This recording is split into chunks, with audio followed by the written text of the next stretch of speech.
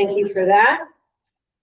Anything else in terms of neighborhood concerns, people? All right, then without further ado, Peter Drakatos here tonight to talk to us about financial literacy and retirement planning. Would you like a chair up there, sir? Whatever you think. Whatever makes you happy is what we want to do. Great. Well, thank you for inviting me. Yeah. Really appreciate that. And my name is Peter Drakatos. You did a great job on my name, and appreciate that. I'm a stocks and bonds broker, financial advisor. I work through LPL Financial here in Eugene, and been in the business for about 40 years. And I have a great job. I really like what I do. But thanks for inviting me. When Scott, that's what I should really be talking about. And it's, I guess, aligned towards retirement planning. The one thing I really wanted to visit with you about in my business, that's really been I guess, difficult part of my business, in particular, the last 20 years or so, are interest rates. What's been going on with interest rates? Because, prior, most of you can attest that, maybe by the mid-70s and mid-80s, when you had an account at the bank, you can at least get 5.25% on your savings account at the bank.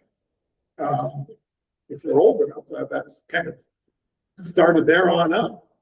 When I first got into business, treasury bonds were paying 9.5% for long-term bonds. Those were the Jimmy Carter years, and interest rates really were particularly high then. And they edged their way down through the late the 80s and into the 90s, but it's been in the last 20 years that we saw remarkably low rates. Where we saw mortgages in the last 20 years, really comfortably dip down below the traditional 6+% level, 7% level, as they were for such a long time. And my goodness, even just as early as 6+ years ago, people now have 2.75% mortgages, and that's not true today. Rates are higher now, but we saw an extended period of time from 5 to 20 some years ago of record low rates, and that really impacted my clients' thoughts about retiring, because if you in my industry, when you look at how investors can invest their money, it's really on this side, it's cash and short-term CDs and T-bills and very short-term guaranteed money. And then there's bond investments that are more than 2 years, 5 years, 10, 30 years in duration. And then there's stocks. And stocks can buy all kinds of stuff. They can buy real estate. They can buy all kinds of different stock investments. And then all three of those categories can be packaged up in different ways in the form of mutual funds and insurance annuity products, which include mutual funds, or individual securities like bank CDs and individual stocks and individual bonds. And so, and doing financial planning a number of decades ago, investors didn't have to save as much if they could get on their safe guaranteed money, if they could get 6, 8, 9%, versus in the recent years, we really saw a period of time here when, up until 5 or 6 years ago, a 1-year CD was paying like 0.4% for a number of years. And it's great for people to save money and get earnings on that money, but if you're getting a half, even below 1 or 2%, there's inflation over here still occurring. That's, where you're going backwards a little bit down. But that's been a challenge in terms of figuring out retirement. Because when you sit down and really talk about retirement, and if somebody's going to be giving up their job and retiring and not have to go back to work because they need money. Maybe if they're totally bored, they want to go back to work, that's fine, but not to have to go back and find a job because they ran out of money. And so I wanted to start by visiting about that because in the last 5 years, we've seen a pop up in interest rates more recently in the last 5 years where we can now get safe, guaranteed investments, in the 3.5% to 4.5% range, which is good. It's not like it was years ago, but it's still an issue because when you figure out how much you're going to need in retirement, and look at all your potential needs. And my wife and myself, our home is paid off. We don't have a mortgage, but my goodness, between property taxes, a small HOA fee, homeowners insurance, and HOA fees, homeowners insurance, and a little bit of upkeep every year. Not big utilities in the house, just upkeep, repairs. There's a new refrigerator, this or that. Used to be every 25 years, but now with all these electronic things, they don't last as long. But still, in our case, our monthly expense for our paid off home is about $2,500. Between property taxes, the lion's share of that, among other things. And so you need to have a chunk of retirement to just stay in your pay, if your home's paid off. In our case, we still need, if we needed $30,000 a year for that just the home expense.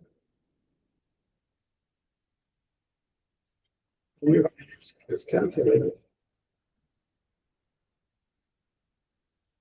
So we need about $750,000 of assets to give us a return of $30,000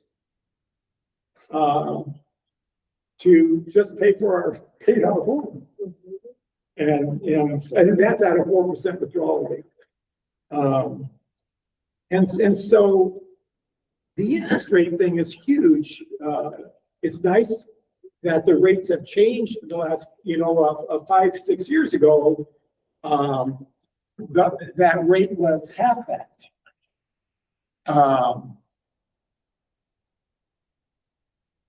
This is just a chart of the last 50 years of interest rates.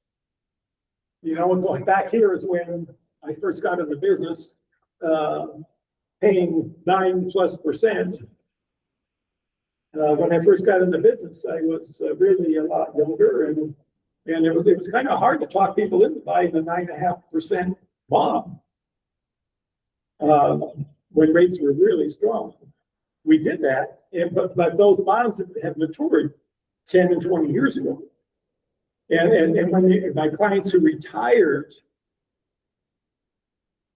in the last 20 years come back here, when those bonds came due, the new rate was less than half that. And 10 or 20 years of inflation, gas, car insurance, property, everything is going up. So it's been a challenge to look at this. And in my business, the point maybe I want to transition to is that it's pushed me increasingly to talk my clients into buying stocks, to take risk, because if they didn't do it, there's a chance they're going to run out of money before they die. Because if they're only getting this 2 or 3% return here, and then, my goodness, if they have $1 million and it's only giving them $20,000 or $30,000 a year, today that's not enough to live. Plus Social Security and other things, but it's a challenge. And all of you have bills and expenses and groceries and upkeep and replacing a car now and then. And so it's in my business.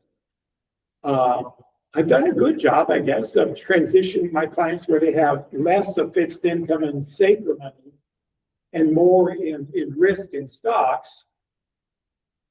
But their willingness to do that are the ones that are willing to own stock investments. Over time, they're rewarded. But it's with pain of dealing with stock investments in whatever form, in mutual funds, annuities, whatever. They still get cranky every now and then and can have some weakness. And so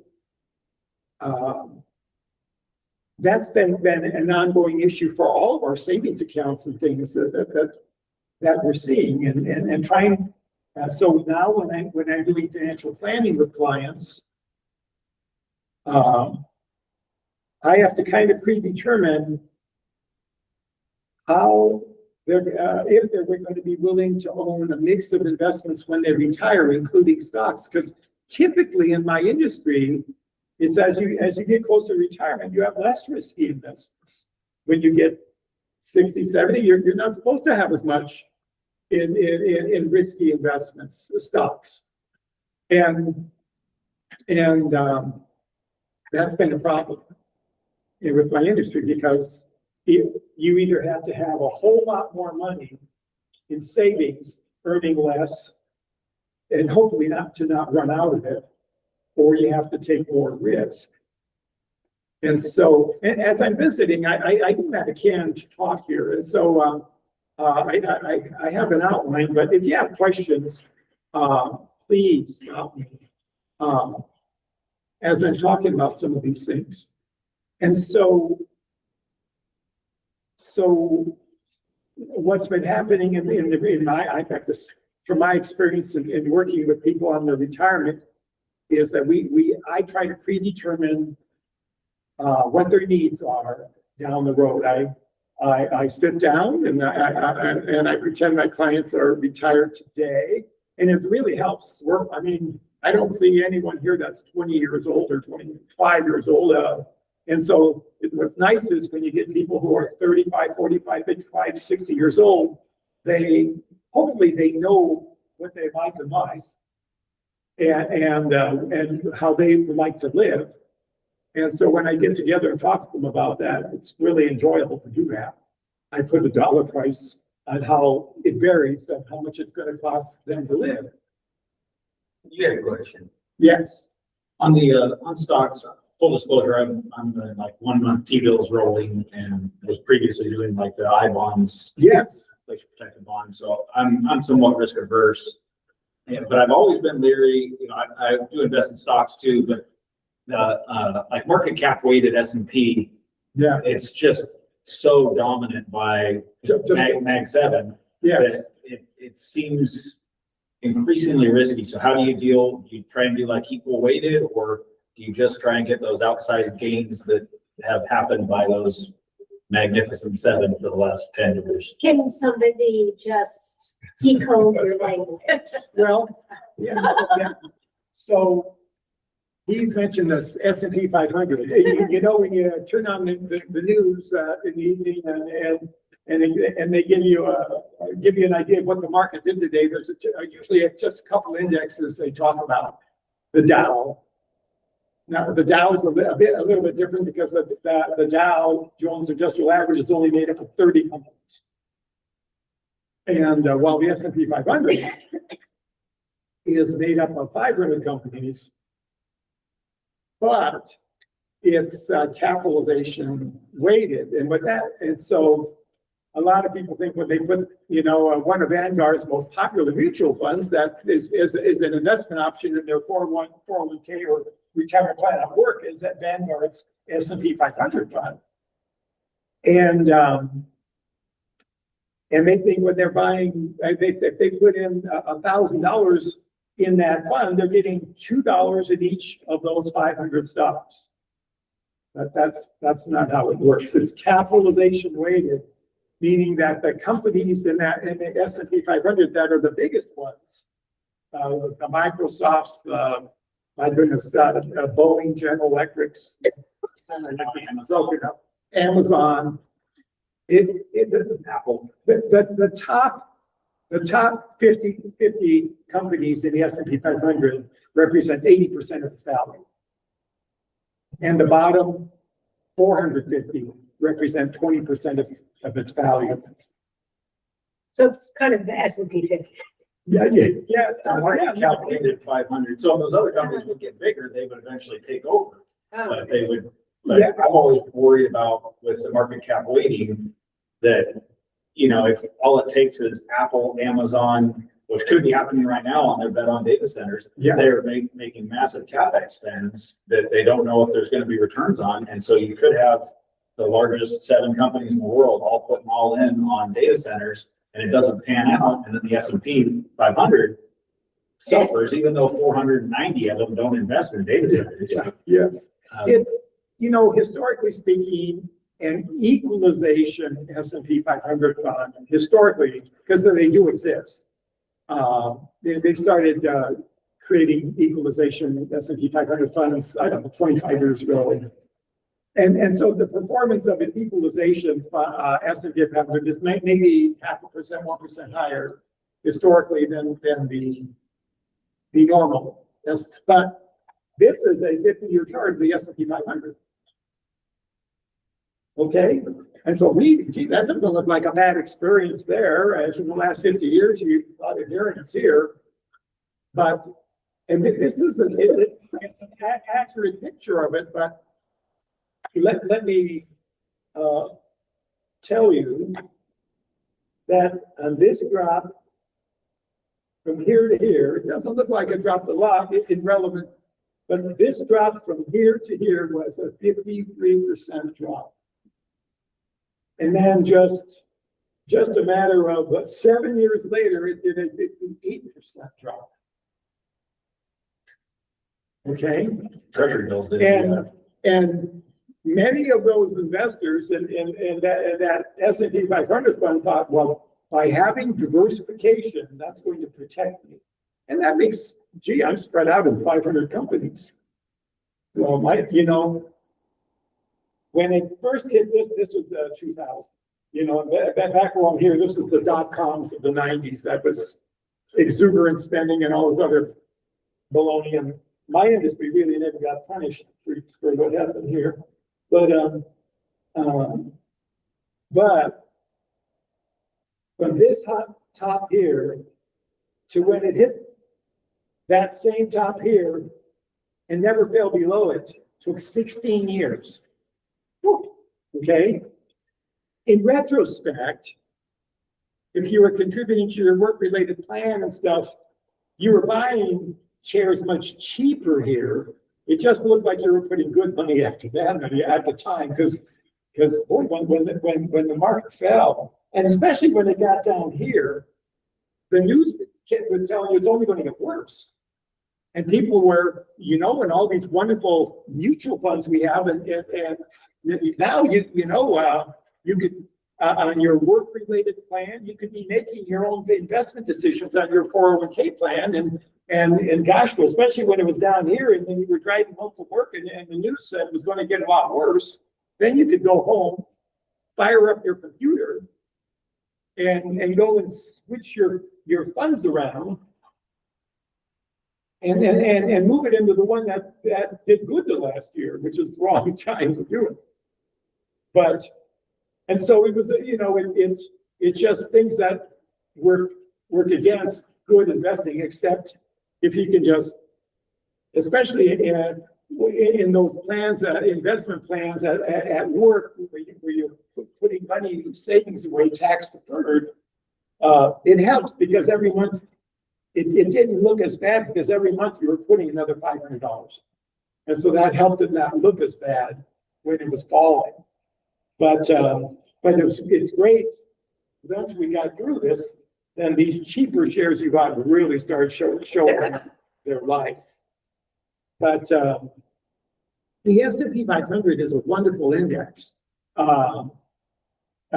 It's amazing that it's so, the reason why it's so well used in my industry, because most mutual funds use it as a comparison because they're trying to do this good.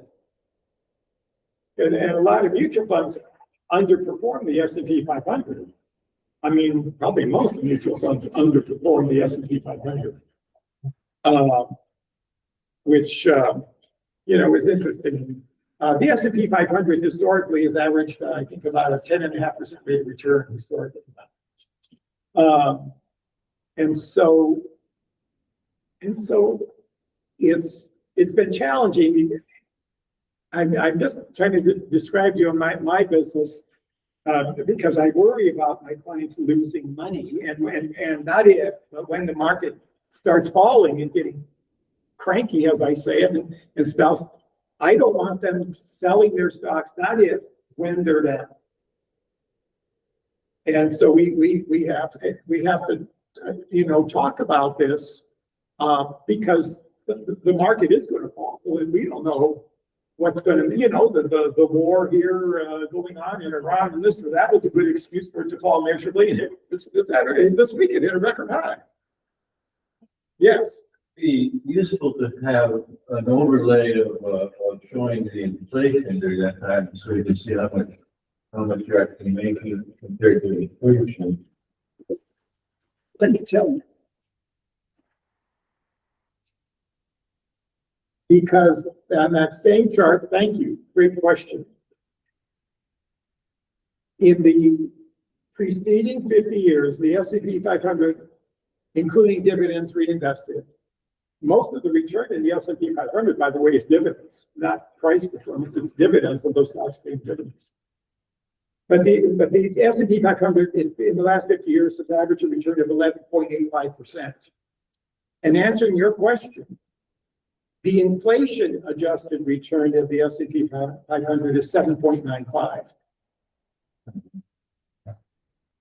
So considering inflation, it still went up 8%. And that's critical. Let me tell you, yes. We have one from, when you're done with that, we got one in the chat.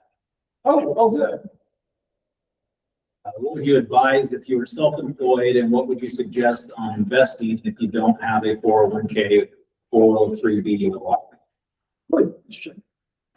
Self-employed individuals have access to tax-deferred retirement plans that exceed the normal contributions of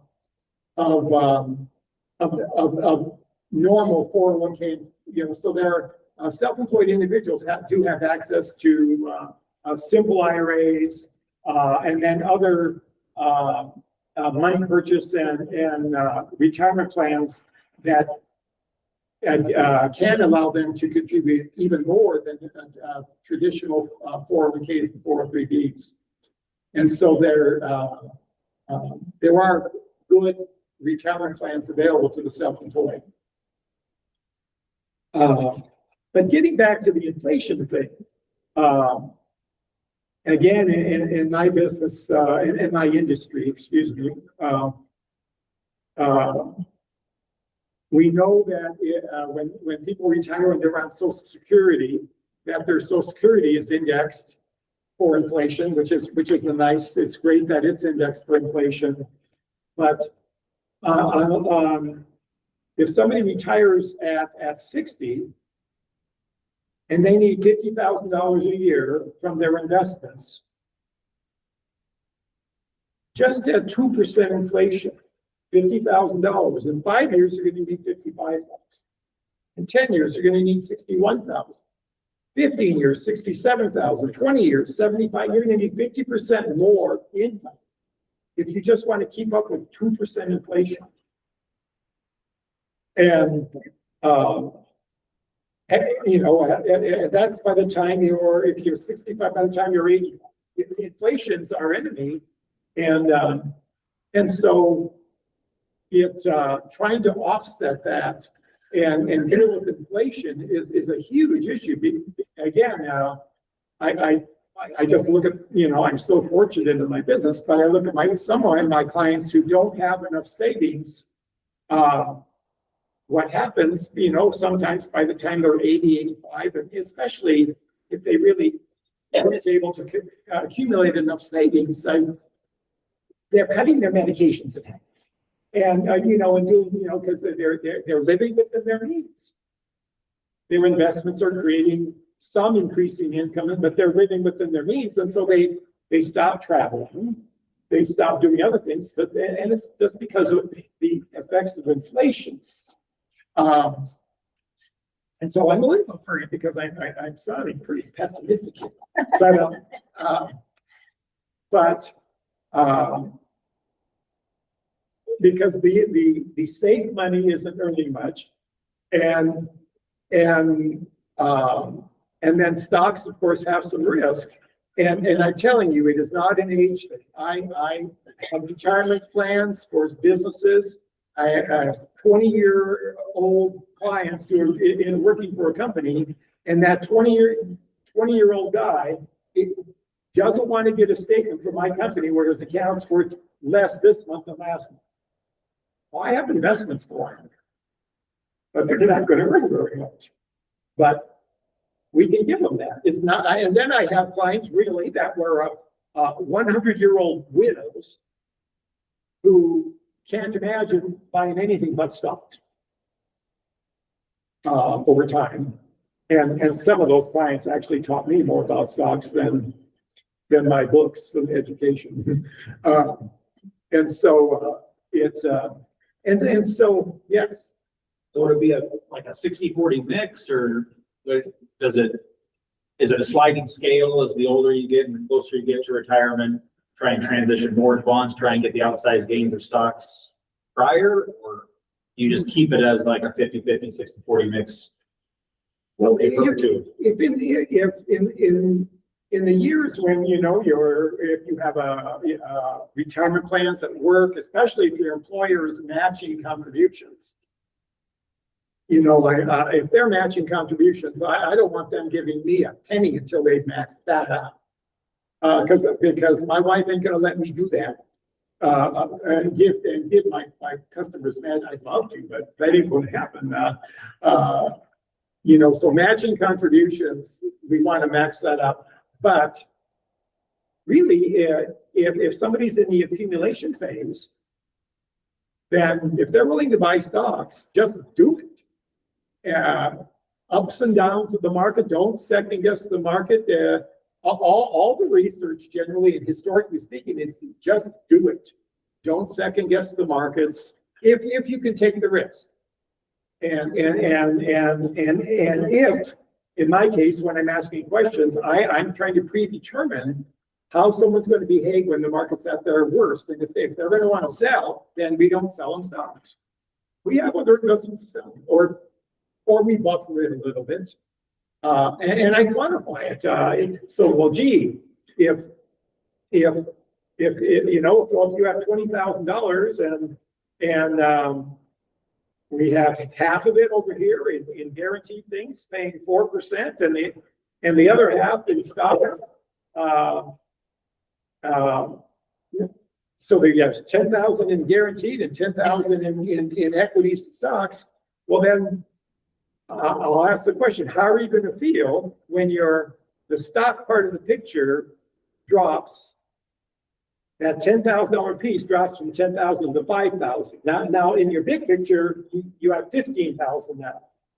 Because half of it was in guaranteed things. That's not falling. But the stock part fell half. On that chart, it did it twice. In the last 100 years, it did it 6 times. And it's going to happen. Everybody here looks young enough that hopefully by the time you die, it's going to happen several times.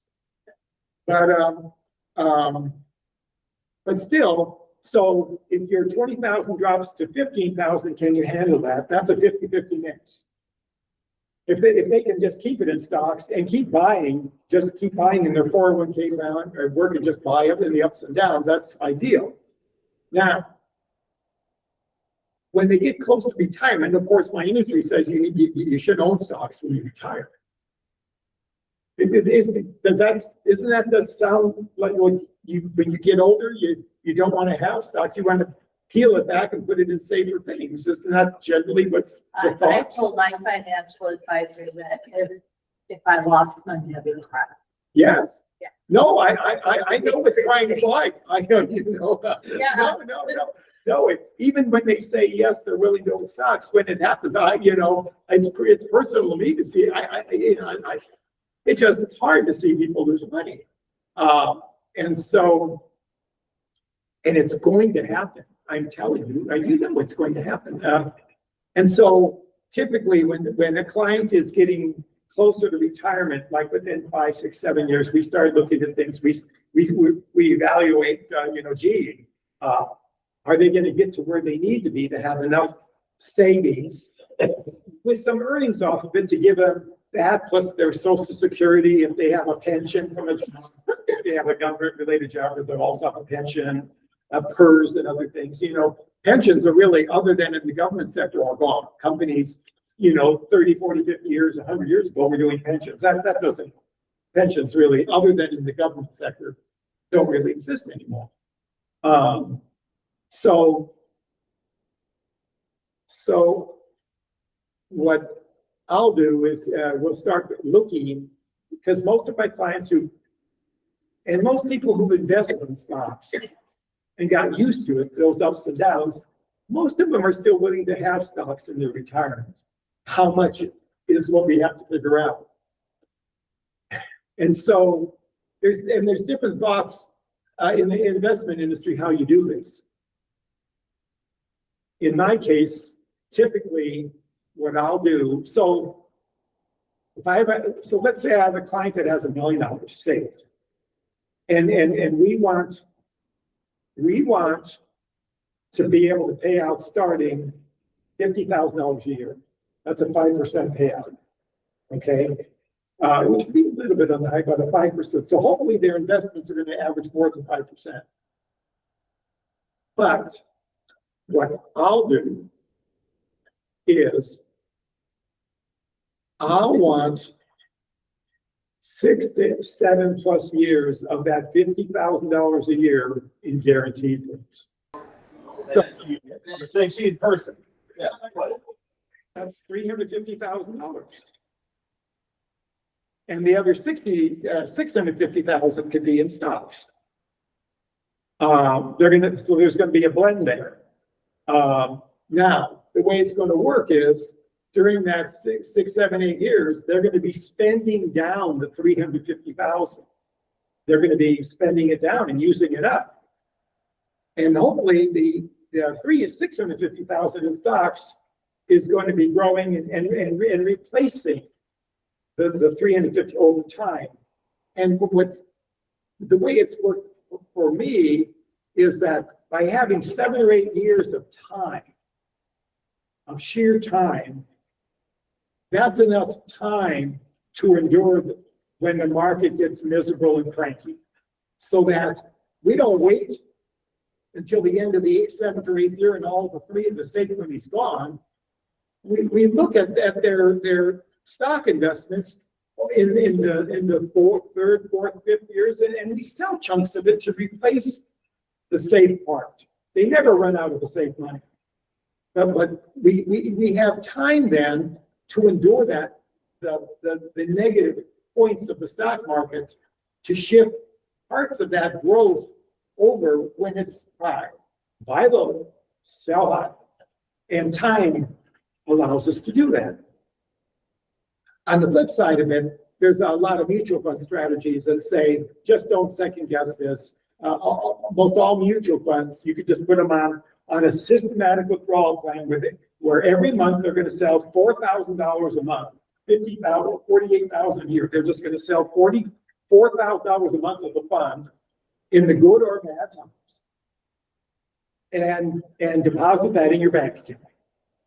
And mutual funds are capable of doing that and systematically sell every month, whether it's high or low, it's an unemotional strategy. That's why the S&P 500 is so popular, is because it's just buying all 500 stocks. It's unemotional. Nobody's sitting there saying this is a good company, that's a bad one. It's just buying all of them. And so in that scenario, it's wonderful in my industry. There's so many different ways we can do this, and they're good. Yes. There's another question. How do you feel about annuities? And can you explain in lay terms what an annuity is and who they benefit? Yes. Well, an annuity is an insurance contract with an insurance company. And annuities typically are tax deferred. You can contribute money to an annuity at unlimited amount. And then they're growing tax deferred to a point down the road when you might need the money. And then you could at some point in the future, it's age-based. Usually on an annuity, you like IRAs, you have to wait typically until 59. And they're not the same rules, but on annuities, the money's all tax deferred. And then at some point in the future, you could start withdrawing it systematically, or you can annuitize it to create a fixed series of payments for the rest of your life.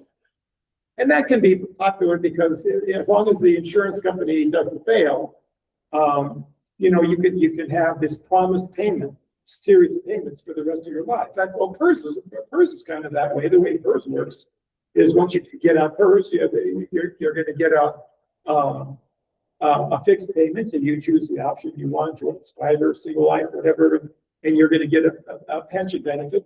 Annuities work in that way. In regards to who benefits, so my industry benefits. Annuities are good products. It's in my industry though. They're interesting because I notice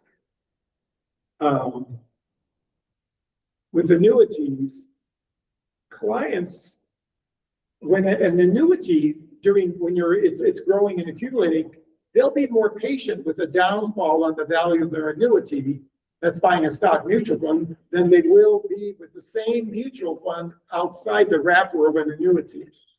They'll be more tolerant of it, which is interesting. The thing I don't and care about annuities is that their expense ratios are much higher than the same products outside the annuity. Because you could buy Vanguard mutual funds and Fidelity within an annuity, but because of the other features of an annuity and bells and whistles that they have, the expense ratios are much higher, and you have to look under the prospectus on page 385 to find out what you're really being charged. And also on the flip side, in my industry, they're billed as commission-free products. So when you buy one, there's no sales charge to buy. You might have to hold it for 6 or 10 years to avoid a surrender charge, but they really pay huge commissions to us that the client never sees. And that expense is coming from the investments. It's coming from the investments. Where's it coming from? That rewards people like me. And so some of the bells and whistles that on an annuity that are interesting because it's an insurance product is that some of the attractive bells and whistles are interesting, but unfortunately you have to die for someone to get that benefit on the annuity. An example is an annuity is it's a variable annuity that's buying variable because it's buying mutual fund investments. So let's say you invest $100,000 in an annuity, and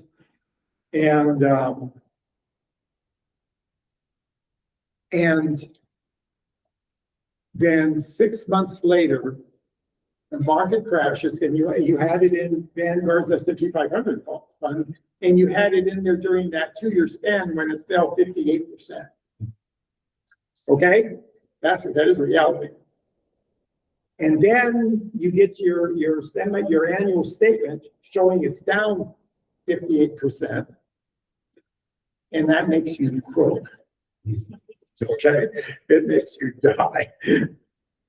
Well, that annuity can have a little feature or rider on it that guarantees the value of the contract on your last anniversary value, and it'll pay your beneficiary, even though it's only worth now $42,000.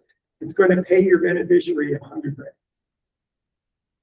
And that's a common feature on an annuity. It's unfortunately you have to die. But because normal stocks aren't going to do that. And so, but otherwise, they just have higher expense ratios and things because of these features on it and the payout structures to the people marketing them. And really, if you're paying fees on investments, especially if you could save 1% in fees, boy, after 5, 10, 20 years, you're going to have more net worth if you could lower your fees on these investment products. And so annuities are still great products. It's just they've been a target of regulators more so in the last 15, 20 years because of these fee structures that nobody really has seen. And so there have been changes there to try to help investors be aware of what's going on with those types of products. Yes. So at 72, when you're forced to have to take money out of your IRA, is there a specific amount of money or is it the percentage of what you have invested in that IRA that you have to take out? Yes. And now it's 73. It used to be 70.5. It's now 73. And it's supposed to go up to 75 in a few years, 75. And so, yes. And so, and just to give you, That's the R&Ds or You say it is going to go to 75. yeah, I understand it's eventually going to go, but if you're already there, if you already started at 70.5, where the rule was before the Secure Act, then you're there. You still have to be taking it, even though if you started it back at 70.5, then you and you're 71 now or 72, you can't delay it to 73 if you were already started taking it. Yeah. But answering your question, in the first year, now it's 73, there's a divisor that's used by the IRS in calculating the RMD, the required minimum distribution. And in the first year, it works out to be 3.65% of the value. 5% of the total. 3.65%. And the value is calculated on the December 31st value of the account. They have to use a date of what value. And does that count the taxes you're paying for the money you're taking out? That number? No. The IRS wants the taxes. Oh, yeah. That's why The total number you're taking out, is that part of? No, but so if you have $100,000 in an IRA, you're 73, on December 31st, it's worth $100,000. Then that next year, by the end of that next year, you're going to have to take out $3,650. Okay. Now you have the option to do tax withholding on that, but minimally, that amount has to come out of that IRA in that next 12-month period. And so the first year, I'm doing this all the time. The first year, it turns out to be 3.65%. And each year, it jumps. By the second year, it's 3.85%. By the third year, it's 4.05. Each year, it goes up because the IRS wants to get that. It's been tax deferred all these years, and they want to get their share of it and tax it. And by the time they're 90, it's 10% plus. each year, the percentage goes up a little bit. So, yeah, because they want to get a hold of the tax for their revenue. When you inherit an IRA, then what kicks in? Is it whoever inherited it?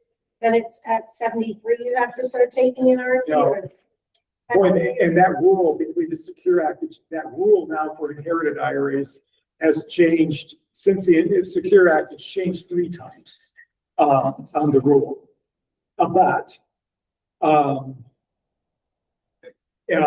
currently, if somebody dies and then their beneficiaries, this is the way it works currently with the current rule.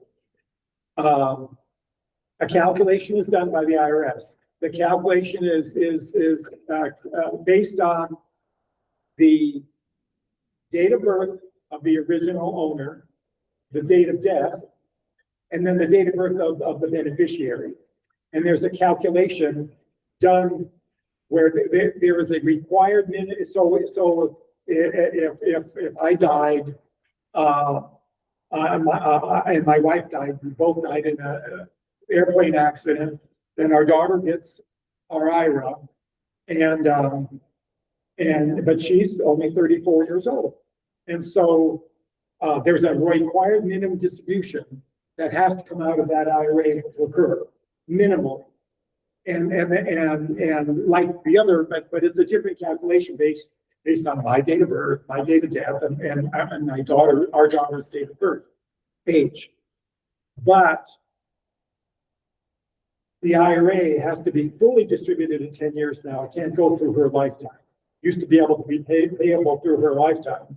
And now it has to be paid out in 10 years. And that includes a Roth IRA, which is tax-free, but Roth IRAs have the same 10-year rule that they have to be paid out in 10 years and distributed on Roth IRAs too. And so, but again, as part of the second revision of the Secure Act, they changed it to, it has to be completely paid out in 10 years because the IRS really wants to get a hold of that money in 10 years. They don't want to wait for us to somebody's life for beneficiary IRAs. But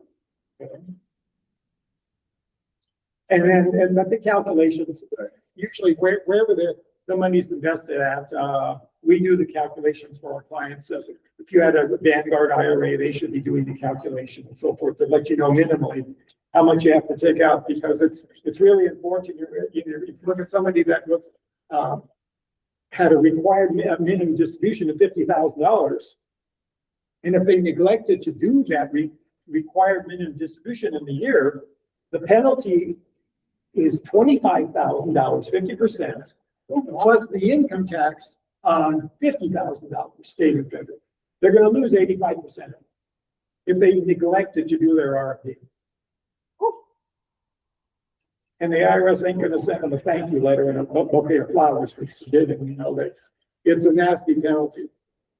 And what do you think about creating Roth IRAs for your kids? Like, is that a good strategy to have them have a nest egg then at some point be used for education or for? 529? Well, they're different, right? They're different. Like a 529 is only for education. I think you could roll 35,000 into a Roth. No, you can do 7.5 this year, plus there's a cash-up rule.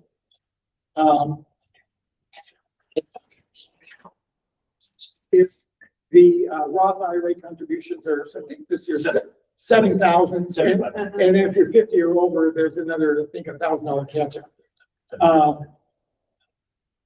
And that's a wonderful thing to do. But whoever contributes to an IRA, thank you. Whoever contributes to an IRA has to have working earned income compensation to qualify to make the contribution. Even though you might make the contribution, they have to have working compensation. You can't just put it into if somebody doesn't have a job and they're single, qualify that, they can't contribute to a Roth. if they don't have working compensation. You have to have work, so if that grandchild, has a job and has working compensation, they may not have the savings, but if they have at least 7,000 or whatever amount, but no up to the limit, then you can contribute it for them, as long as they have working compensation that matches that, Okay. okay? The rules are gonna be different though, if you want to withdraw the money from the Roth versus the 529 account for, there are different sets of rules by the government because in a 529 plan, which is a education savings account, you can contribute to that, and then when the child needs money for educational purposes, it can come out tax-free. And some flexibilities there, and that would be different than the law. Can't 35,000 of the 529 be rolled into a Roth at 18%? I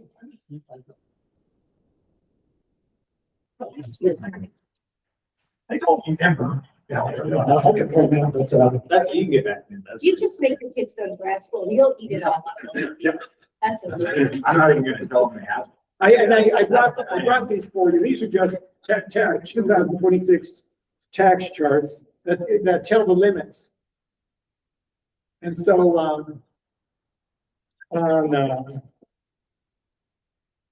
let me see if it has the education savings account. Health savings accounts. Medicare deductibles. Well, there's a Medicare deductible. That one's costing my wife 30% of her Social Security benefit because of my income.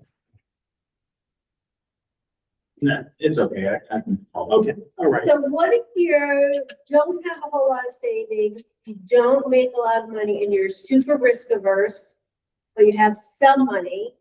What's is like a high yield, high interest rate savings account a good option, or what's a good option for someone like Well, that? right now, save money, CDs are paying, 4% recently. And in fact, they bumped up here the last couple months. So, short-term CDs, we're almost on the flat yield curve. Inverted. And almost inverted. Yeah. 2-year CDs are paying the same much as a 6 or 9 month CD. Which is kind of implying that maybe interest rates might be going down a little bit later on, and we'll see if they go, how far if they do go down. Hopefully not. If they do go down like they were 6 years ago, that means mortgages will be down to 3%, and first time home buyers will be able to afford to buy more easily afford to buy a home.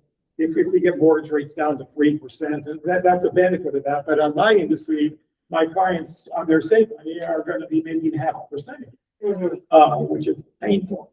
But answering your question though, What about like the short dated T-bills, because we get, is it state tax? treasuries, all treasuries are exempt from state income tax. And so like 1 month T-bills are probably yielding more than a high interest savings account right now. The 2 month rates this week started crossing 3%. No, one month rates this week, we were getting a little over 3. And then by the time you get to 1 year, you're at 3.7 or so. But they treasuries are, if you're paying Oregon income tax, treasuries are exempt. Treasury bills, notes, and bonds are exempt from state income tax in all 50 states and the instrumentality. So I currently have a checkbook IRA, which means that I can invest with it in anything I want within the parameters of what it's approved by the IRA's Yes. allocation. So I have money that's sitting in CDs right now because I haven't found the investment vehicle I want to invest the money into yet. But what I have been doing is I've been investing a large chunk of change into these hard money lenders here in town that are getting 10% on their money, anywhere from 1 year to 3 years, is how long their loans are. So I'll invest in that. depending upon what the investment vehicle looks like. But having that checkbook IRA is a wonderful vehicle. You can do a lot with it as far as your investment controls. You can invest in a variety of things. You just can't, invest in family, personal wealth. You can't buy art. You can't, you can't buy a house. You can't do that. But you can invest in a variety of things. But you might buy trust deeds. You're buying trust deeds through the trust deeds is what you're talking about, that you can invest your IRA money. Yeah, I can invest in a variety of things. I just can't invest in personal. I can't. Yes, personally yes. So is that almost like investing in private equity then, or is that separate? Yeah, yeah. I mean, there's even on bonds, there's all these different, what was it, 15 years ago, investors were buying General Motors bonds, so General Motors would sell the company. Well, in that 2007 to 2009 cycle, they filed bankruptcy and those bonds went completely on that so-called guaranteed investment. But treasuries are hopefully pretty safe. Answering your question. So, I find what I'm recommending occasionally to clients, when I have a client that does have some savings, but it's not going to be enough for them to live off of in their retirement. And they're 60, they're getting 62 now. And now they're at 62, they're eligible to start drawing on Social Security. Because that's their income's really fixed and things, and now they can start drawing on Social Security and give them some income. But if they have limited savings, and it looks like if they work more in the few years to come, we don't have that time value of money growing, where it can grow for over 10, 20 years. And so for those clients, what I'll do, knowing that they do have an IRA with me that's worth $50,000, $100,000, I will try to convince them to delay drawing on their Social Security as long as they can, to as late as 70. Because at 62 and 70, their benefit typically is going to almost double. And that income is subject to cost of living increases, which has value if you live long enough. Those cost of living increases, the inflation things, again, is huge in this inflation. And so I'll suggest to them, knowing that I'm going to lose their business, that they spend down the IRA money, live off of it in those next 6 or 8 years, if they have to, and they're pulling back from work or can't work because of health reasons or something, God forbid, and spend down the money they have in their investment account with me to delay their Social Security benefit, because it's going to double. And in their case, doubling will be a remarkable difference on their life. On Sunday, I met with someone in Roseburg, and their benefit was going to go from, I think, $1,400 to $2,800. And they did have some money in their retirement plan, but the conversation was, well, if you have to, don't draw Social Security. I'm trying to convince them not to. Sometimes they still do. But spend down the savings they had with me for the benefit of that much higher payment, because that payment's going to be $1,400 more in 8 years, and if that 100,000 they have with me grows to 200,000, the 200,000 is only going to give them $800 more a month, not 1,400. Yeah, are you with me? And so sometimes it's hard to, where they see Social Security, I can start Social Security, but if their income is really limited, we try to see if they can delay it, and they have another resource to draw from to help make up the difference. That makes any sense. I'll tell you something crazy. I'm 68. I get Social Security because my wife passed away, but because I own my own business and my wife passed away, I cannot have an LLC anymore. I have to have an S corporation. So once I formulated the S corporation, they told me that I had to start paying Social Security, Medicare to the government as I'm collecting. Yes. And I go, would you like to explain that to me? Why, how is that all working for you? So it's just crazy. I think But it's it's, like you were saying, I'm not gonna claim my benefits until I'm 75, yeah, which would be a big chunk of change because I've been able to get hers ahead of time. yes. Well, and you're drawing on hers now. Yes, correct. And then when you turn 70, you can delay and draw yours in higher payment at 70. That's exactly Sweet, right. that's sweet. Exactly right. I'm sorry about your wife. Yeah, thank you, appreciate that. Uh, Any questions, Lynn? That's, you know, the only other thing, since I was worried about being so negative, about the interest rate things, but, the stock thing is wonderful. If for my clients who are willing to own stocks and continue to own them in their retirement years, the stocks are one thing that are going to give them, especially dividend paying stocks. As a package, they're going to increase their income every year. If you have a package of stocks, on average, my clients are seeing with a little bit of diversified portfolio of dividend paying stocks, they're seeing their income jump about 10% a year on their income dividends. So early on, their portfolio might be only paying maybe 2.5%, 3% in income dividends as a package, but I won't wager with you what their account's going to be worth 1 year from now, but I will wager with you that in 1 year, their income's going to be up 10% higher, 2 years, 20%, you know, so it's going to be maybe 2.75% this year, 3% next year, 3.5% the year after that. Their income's going to keep rising, and they're going to need it to live.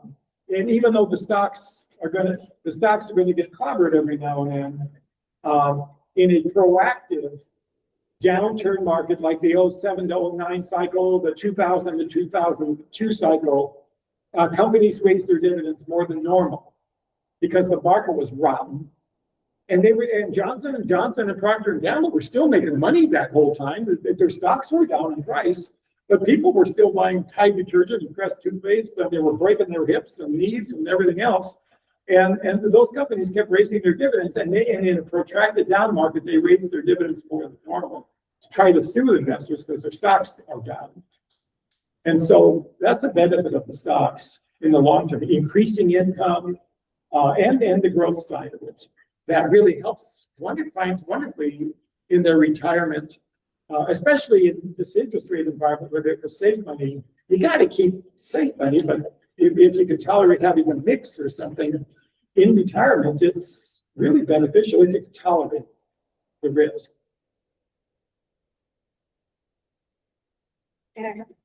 Okay. Yes. So I was online, so not just showing up. Oh, okay. How would you balance like spending to enjoy life now while also saving for retirement? Because say like if you're putting everything away for retirement and you don't live that long, you can't do it with you. That's a good question. Well, you know, we don't know the plan. So it's important to save money for the future. It's very important, but depending on your circumstances, especially, you know, I look at some of my clients that are, you know, their kids now are 10, 12, 14 years old. You know, they're going to be out of the house in the next 10 years. And if you can, sometimes I'll suggest a client on their 401k plan at work, at least contribute so you're getting all the match and you're not losing any of that match. And if at a certain point in your life, you know, your income isn't high enough, but enough to pay your bills, but enjoy that part of your life. And so don't contribute $23,000 to your 401k the next year. Maybe contribute enough to still get them. If there is a matching money there, contribute enough. But if you have to, you know, on your personal needs, increase it a little bit to take a few vacations before your kids, are gone and grown up and things or other things. You still want to enjoy that part of your life. The things I might caution you from doing is requiring that fresh car smell every 3 or 4 years. Which is that's a costly one. And financial planning, when I'm looking at, you need this much to keep up your house and healthcare and groceries and if somebody, cars can be expensive. If you like to rotate the cars and things, it's, so it's that part of spending, which is, and gosh, we see 25-year-olds, driving around with $80,000 trucks. I don't know how, the car dealership found some mechanism to loan them money to buy this pickup truck. And when their income is only maybe 40 or 30. 15-year car loans? Huh? 15-year car loans? Oh, no, we don't know the plan, but then, it's important to save, to protect, your spouse, your family, in the future, protect yourself, but also, it's nice to remember life in the meantime and moderate that, but enjoy life long, things unfortunately happen but I don't know if that answers your question. We haven't heard from you, Todd. Any questions or comments? Okay. Thank you. Yeah, I really appreciate you inviting me here. I haven't spoken to an investment group for a couple decades. I was kind of nervous. So. investment group, how about that? No, about investments. No, but yeah, I'm used to doing it just one-on-one